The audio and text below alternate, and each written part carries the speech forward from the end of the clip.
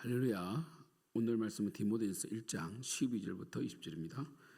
나를 능하게 하신 그리스도 예수 우리 주께 내가 감사함은 나를 충성되게 여겨 내게 직분을 맡기심이니 내가 전에는 비방자요 박해자요 폭행자였으나 도리어 긍휼을 입은 것은 내가 믿지 아니할 때에 알지 못하고 행하였습니다.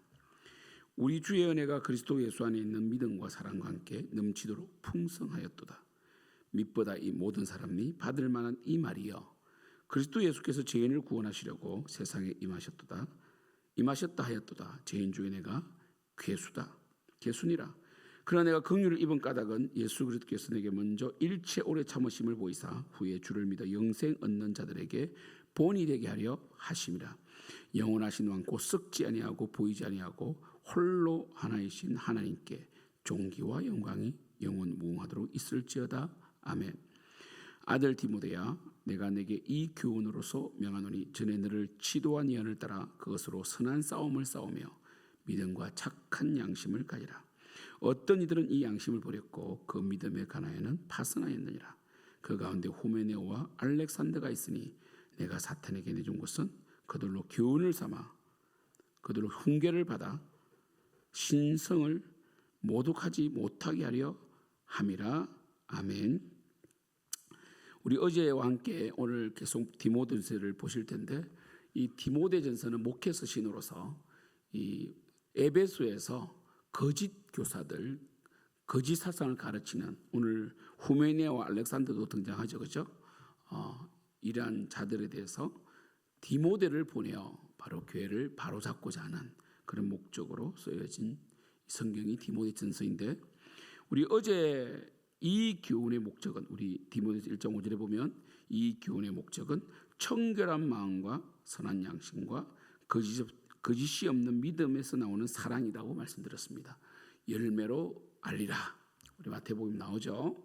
그래서 이 바른 믿음을 가지고 바른 신앙생활을 하고 바른 말씀 가운데 있는 사람은 변론을 하고 또한 이 신하나 족보에 창림하는 것이 아니라 바로 청결한 마음을 갖게 되고 선한 양심을 갖게 되고 그리고 거짓이 없는 믿음에서 나오는 사랑의 열매를 맺게 됩니다. 그러나 이 후메네오와 알렉산더는 어떤 자가 되었습니까? 그들은 19절 보시면 믿음과 착한 양심이 아니라 양심을 버렸고 그 믿음에 관하여는 파선하였다.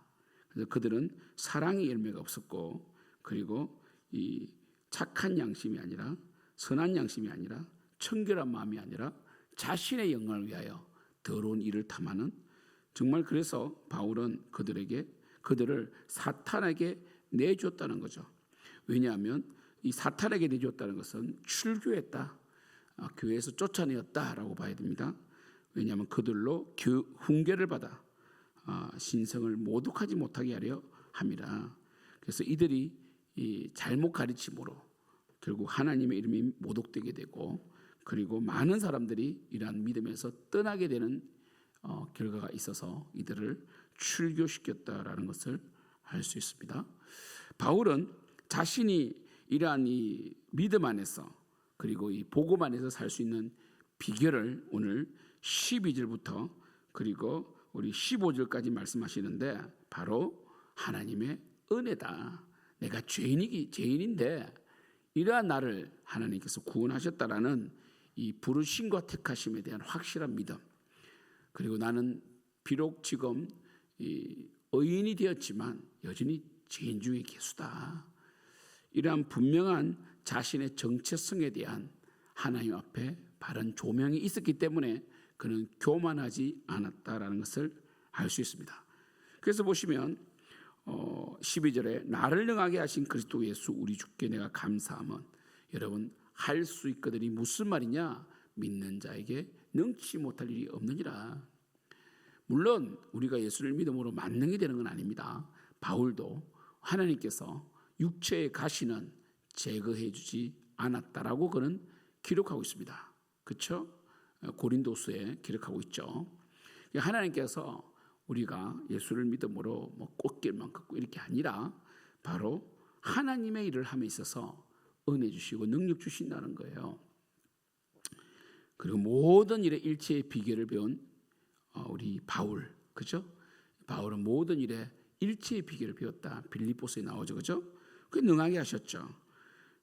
특별히 바울은 자신을 충성되이 여겨 직분을 맡겨주신 것에 대한 감격이 있습니다. 여러분, 바울은 사실 사례비도 받지 않았잖아요. 참 이 바울을 생각하면 목회자인 저도 좀 부끄러울 때가 많고 많이 부끄럽죠. 저는 그래도 우리 성도님들의 사례를 받고 사역을 하기 때문에 정말 더 열심히 하고 싶고 더 하나님 잘 섬기고 싶다는 마음이 많이 듭니다. 그러나 사례를 받지 않고 사역하는 목사님들을 보면 조금 교만한 분들이 참 많고, 그리고 성도님들을 사랑하지 않는 분이 많더라고요. 그래서 목회자는 또 성도님들과 이 사랑의 빚을 져야 되고 또 사랑으로 연결되어야 되기 때문에 이 목회자가 성도님들의 헌금으로 11조에 대한 이 사례비를 받는 거, 그게 성경에 기록되어 있는 방식입니다. 그러므로 목회자는 겸손해지고 성도님을 사랑하게 되고 사랑의 빚을 지는 것이죠. 그래서 성도님들은 또 성도님들이 목회자에게 사례를 준다 생각하면 안 됩니다. 하나님께 드린 건데 하나님께서 목회자에게 사례를 주시는 거고, 그리고 목회자는 늘 감사해야 되고 족한 줄 알아야 되고, 또 하나님께서 주시는 그 사례에 절대로 목숨을 걸면 안 됩니다. 목회자는 오늘 말씀처럼 직분을 주신 하나님 감사하며, 사실 이번에 이 10월 우리 10월 달에 사랑의 교회 한국교회 섬김의 날 가보니까 정말 성도 10명 데리고 15년을 사역하고, 정말 마지막 은퇴가 다 돼가는데도 성도가 없어서 역에 가서 외치는 정말 그런 목사님들 보면서 참 우리는 정말, 물론 요즘 이 부교육자들이 대우 잘해주는 큰 교회만 가려고 합니다. 제가 총신에서 설교할 때 여러분들 작은 교회 가지 않지 않습니까? 여러분들 사랑의 교회나 충영교회나 그리고 저 수영도회 같은 그런 교회에서 스펙을 쌓아서 정말 큰 교회 담임으로 가려고 하지, 정말 영혼을 살리고 작은 교회, 우리 정도 규모, 우리 교회 규모 정도의 교회나 그 밑으로는 부목사로 가지 않지 않습니까? 그 교회는 사례도 작고 열악하고, 사실 한국교회 20% 정도가 500명 이상이죠. 그죠? 통계에 의하면 100명 이하 교회가 80%라는데 정말 부교육자 쓰기 힘듭니다. 100명 이하 교회는 그 목회자가 다 하거든요. 그죠? 그런데도 또 100명 이하다 보니까 목회자가 사례비를 많이 받지 못합니다. 우리는 계속 큰 교회 담임 목회자, 큰 교회 부목사들을 우리의 잣대로 삼고 손해의식 느끼고, 목회자도 그런 사람 많아요. 그리고 이 사례 좀 더 주면 교회를 옮겨버리고, 여러분 이게 말이 안 되는 거잖아요. 우리가 하나님 앞에 사례비로 우리의 능력을 측정받는 게 아닙니다. 그렇죠? 큰 교회 부목사를 해가지고 능력 있는 거 아닙니다. 큰 교회 담임 목회자를 해가지고 성품이나 영성이 탁월하고 볼 수 없어요. 하나님만 아시는 거예요. 하나님만. 그래서 우리는 하나님 앞에 충성되이 정말 이 직분을 맡은 자로서 충성을 다할 뿐 아니라 또 우리를 이렇게 직분을 맡을 수 있는 그런 충성된 자로 여겨주신 하나님께 감사하며 쓰임 받는 게 중요한 거 아니겠어요? 하나님께서 모든 것을 다해 줄 줄 믿습니다. 그래서 우리 오정현 목사님이나 오정호 목사님 아버지가 거의 교회에 뼈를 갈아 넣었잖아요. 그게 거의 뭡니까? 그 할아버지도 그 새벽 이슬이 옷에 젖도록 기도하면서 한국교회와 정말 이 통일을 위해서, 그리고 그 아들이 목회를 위해서 기도하다가 돌아가셨어요. 부산에서 개척교회 하시다가. 그 축복이 이 손자에게 흘러가는 거 아닙니까? 그러니까 여러분, 우리가 너무 샘물하고 계산해서 뭔가 자의식을 느끼든지, 여러분 사실 리처드 백스터라든지 존 오웬, 그리고 이 철로역 존슨, 그죠? 존 버년, 이런 분들, 우리 종교개혁 시대의 청교도들, 종교개혁자들 얼마나 핍박이 많았습니까? 그들이 제대로 살았겠습니까? 그는 진리를 위하여 싸웠고 충성스럽게 존 낙서가 하나님 나에게 이 스코틀랜드를 달라고 기도하지 않습니까? 그죠? 피에 메리가 존 낙서 한 사람을 못 이기지 않습니까? 그 10만 대군이 존 낙서 한 사람을 못 이겨요. 그 기도하는 존 낙서를. 그러니까 여러분, 참 우리는 그런 사람이 되어야 돼요. 13절 보면 바울은 스스로가 비방자요, 방해자요, 폭행자였다고 그래요. 그러나 도리어 긍휼을 입은 것은 긍휼을 입은 이유가 참 자기가 예수를 알았다면 이렇게 하지 않았을 것이다. 근데 14절 우리 주의 은혜가 그리스도 예수 안에 있는 믿음과 사랑과 함께 넘치도록 풍성했더라. 여러분 항상 이 믿음과 사랑, 소망이 항상 있잖아요. 은혜가 그죠? 15절 밑보다 모든 사람이 받을 만한 이 말이요. 이 모든 사람이 이 말은 인정해야 된다. 그리스도 예수께서 죄인을 구원하시려고 세상에 임하셨다는 거예요. 예수님이 오신 것은 죄인을 불러 회개시키러 왔다는 거죠. 그리고 바울은 스스로가 죄인 중에 괴수다라고 말하고 있습니다. 우리는 죄인입니다. 일을 좀 하고 조금 역사를 일으켰다고 내가 의인된 것처럼 착각해서는 안 됩니다. 하나님의 은혜를 잠잠히 바라봐야 돼요. 그리고 충성을 다해야 됩니다. 그때 우리는 어떤 열매를 맺습니까?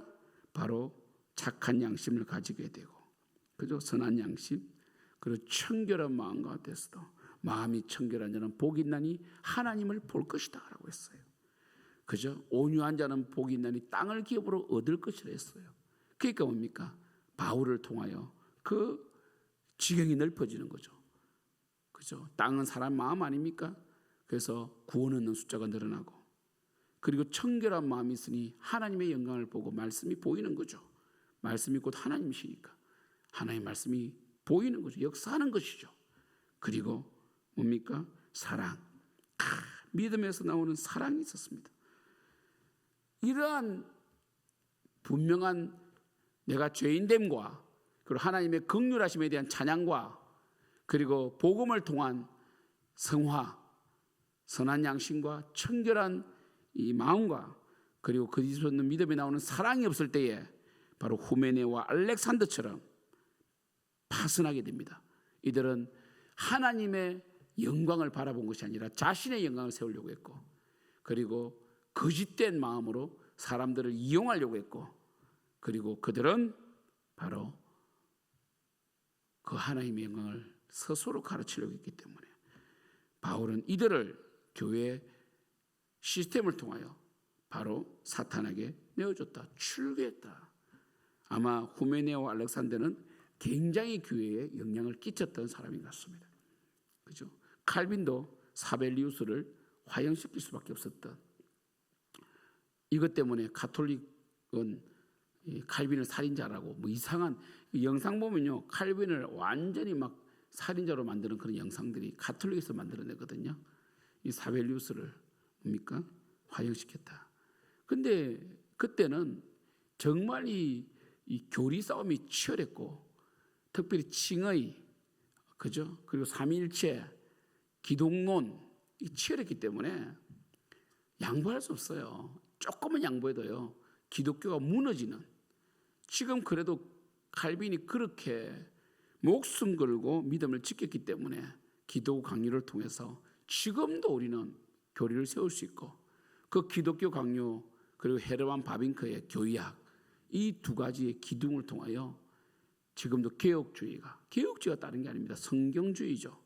그리고 오직 은혜죠. 오직 성경이죠. 오직 믿음이죠. 오직 하나님의 영광 아닙니까? 그죠? 이것이 세워질 수 있었다는 거예요. 사랑하는 성도 여러분, 우리에게 직분을 주신 하나님께 감사해야 됩니다. 우리를 충성되게 여겨주신 하나님 감사해야 됩니다.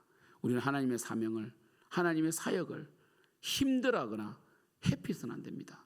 믿음으로 승리하시기를 축복합니다. 기도하겠습니다. 하나님, 오늘 토요일입니다. 내일 주일 예배를 잘 준비하고 우리를 충성되게 여기어 직분을 맡기지 하는 감사하며, 늘 우리가 죄인 중에 괴수임을 잊지 않고 착한 믿음과 선한 양심과 그리고 정말 그 사랑의 열매를 맺어가는 우리 성도들 될 수 있도록 역사하여 주시옵소서. 예수님의 이름으로 기도드립니다.